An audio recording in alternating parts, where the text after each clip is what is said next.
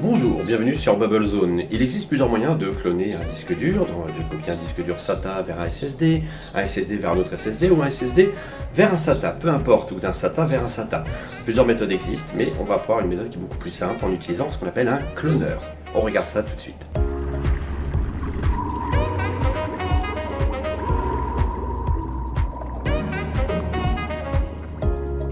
J'avais publié il y a 2 ans une vidéo pour utiliser un logiciel qui permettait de cloner les disques durs. Ça a été un petit peu une catastrophe parce que j'ai loupé certaines étapes et ça a fait des déboires auprès de certains de mes viewers, donc je m'en excuse auprès d'eux. Donc là on revient un petit peu sur le principe de cloner, mais pour cette fois on va utiliser ce qu'on appelle un cloneur, donc un boîtier. Personnellement j'ai choisi la marque Inateck. Inateck pour ce cloneur qui est une marque qui déjà n'est pas chère, qui est accessible à toutes les bourses, qui est performante, qui est plutôt costaud, qui fonctionne bien, pas juste pour les cloner mais aussi pour des boîtiers dont je ferai une autre vidéo.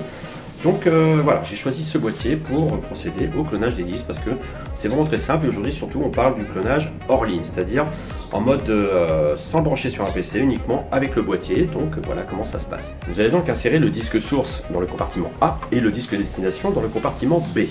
Une fois que vous avez enclenché les disques, vous appuyez sur le bouton On-Off qui est derrière. Vous allumez le boîtier uniquement quand les disques sont insérés.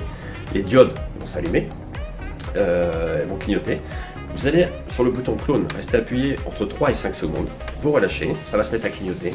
Et vous rappelez une deuxième fois. Et là, la première diode bleue va s'allumer, c'est-à-dire celle qui est sur les 25%, va clignoter.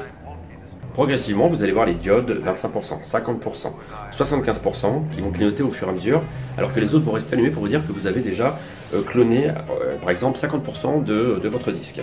Arrivé à 100%, votre disque source est cloné. Et voilà, tout simplement, vous n'avez plus qu'à à éteindre votre boîtier, à retirer votre disque et à l'installer dans votre ordinateur portable ou l'ordinateur fixe.